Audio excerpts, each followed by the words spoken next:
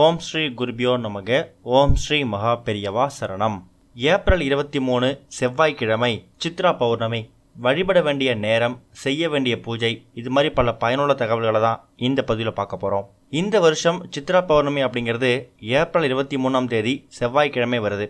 அதாவது தமிழ் மாதத்தில் சித்திரை 10ஆம் தேதி வருது.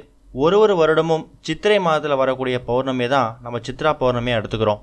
சித்ரா பௌர்ணமி அன்னைக்கு நம்ம வீட்டில் நம்பிக்கையோடு செய்யக்கூடிய பூஜையால் வீட்டில் இதுவரைக்கும் இருந்த கடன் தொல்லையில் இருந்தோ பண கஷ்டத்துலேருந்தோ மீள முடியும். சித்ரா பௌர்ணமி எல்லோரும் கொண்டாடுற ரொம்ப ஒரு எளிமையான விரதம். இந்த நாளில் கோயிலுக்கு போய்ட்டு வழிபடுறது ரொம்ப சிறப்பு வாய்ந்தது. கோயிலோட சக்தியும் சித்திரை மாதத்தில் பௌர்ணமி நாளில் வரக்கூடிய சக்தியும் ஒன்றா சேரும்போது நம்ம நினைக்கக்கூடிய விஷயங்கள் அப்படியே நடக்கும் அப்படிங்கிறது ஐதீகம். அதனால் கண்டிப்பாக சித்ரா பௌர்ணமி அன்னைக்கு நீங்கள் கோவிலுக்கு போய் தரிசனம் பண்ணியே ஆகணும். சித்ரா பௌர்ணமிக்கு முதல் நாளே வீட்டை சுத்தம் பண்ணி தண்ணீர் போட்டு தொடச்சி நல்லா க்ளீன் பண்ணிட்டுருங்க. அதே மாதிரி பூஜை இருக்கக்கூடிய சுவாமி படங்களையும் தொடச்சி மஞ்சள் குங்குமம் சந்தனம் போட்டும் வச்சுடுங்க. சித்ரா பௌர்ணமி நாளில் நீங்கள் 3 விதமான தெய்வங்களை வணங்கணும். அதில் முதல் தெய்வம் குலதெய்வம். உங்களோட குலதெய்வத்தை வணங்குங்க. அடுத்ததாக இஷ்ட தெய்வம். உங்களுக்கு குலதெய்வம் இருந்தாலும் உங்களுக்குன்னு விருப்பமான ஒரு கடவுள் இருக்கும். இந்த கடவுள் மேலே நான் அதே நம்பிக்கை வச்சுருக்கேன், இந்த கடவுள்கிட்ட சொன்னால் நான் நினச்சது நடக்கணும்னு நம்பிக்கை இருக்கும் இல்லையா, அந்த கடவுளை வேண்டிக்கோங்க.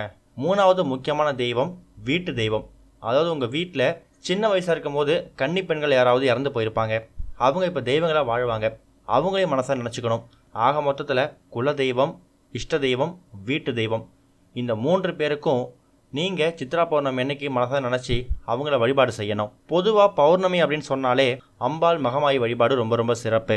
அன்னைக்கு தினம் கண்டிப்பாக நீங்கள் அம்பாள் கோவிலுக்கு போகணும். அதாவது மாரியம்மன் கோவிலுக்கு போயிட்டு அம்மனை வழிபடணும். வீட்டோட பூஜை அறையில் நெய் விளக்கு ஏற்றுங்க. உங்கள் வீட்டு தெய்வம், இஷ்ட தெய்வம், குலதெய்வம் 3 பேரையும் நினச்சிட்டு கூட அந்த தீபத்தை நீங்கள் ஏற்றி வைக்கலாம். சர்க்கரை பொங்கல், தயிர் சாதம், எலுமிச்சை சாதம்னு சொல்லி என்ன நைவேத்தியம் வேணால் நீங்கள் செய்யலாம்.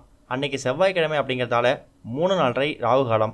அந்த நேரத்தை தவிர மற்ற நேரங்களில் நீங்கள் பூஜை செய்கிறது கூடுதல் சிறப்பு. ஏப்ரல் 23 செவ்வாய்க்கிழமை சித்ரா பௌர்ணமி அன்னைக்கு காலையில் 10:30 மணிலேருந்து 11:00 மணி வரைக்கும் நல்ல நேரம். அந்த நேரத்தை நீங்கள் வழிபாட்டுக்காக பயன்படுத்திக்கலாம். அதே மாதிரி சித்ரா பௌர்ணமி அன்னைக்கு இன்னொரு வரலாறும் இருக்குது. சித்திரகுப்தர் அவதரித்த சித்திரகுப்தர் பிறந்த நாள் தான் சித்ரா பௌர்ணமியா. இந்த சித்திரகுப்தர் யார் அப்படின்னு கேட்டிங்கன்னா யமதர்மனோட உதவியாளர். நாம் செய்யக்கூடிய நல்லது கெட்டது பாவ புண்ணியங்கள் இது எல்லாத்தையும் அவர் தான் கணக்கு வச்சுக்கிட்டு இருப்பார். சித்ரா பௌர்ணமி அன்னைக்கு நீங்கள் முறையாக பரிகாரங்கள் பண்ணும்போது உங்களோட கர்மாக்கள்லேருந்து உங்களை விடுபட செஞ்சு உங்களோட பாவங்களை அழிப்பார் அப்படிங்கிறது ஒரு பெரிய ஐதீகம். அதனால் சித்ரா பௌர்ணமி அன்னைக்கு நம்ம சித்திரகுப்தரையும் மறக்காமல் நினச்சிக்கிட்டு நம்ம வீட்டில் வணங்கலாம். இப்போ சொல்லிக்கக்கூடிய இந்த எளிமையான முறைகளை நீங்கள் ஃபாலோ பண்ணி சித்ரா பௌர்ணமி அன்னைக்கு பூஜை பண்ணி பாருங்கள். ஓம் ஸ்ரீ குருபியோ நமக. ஓம் ஸ்ரீ மகா பெரியவா சரணம்.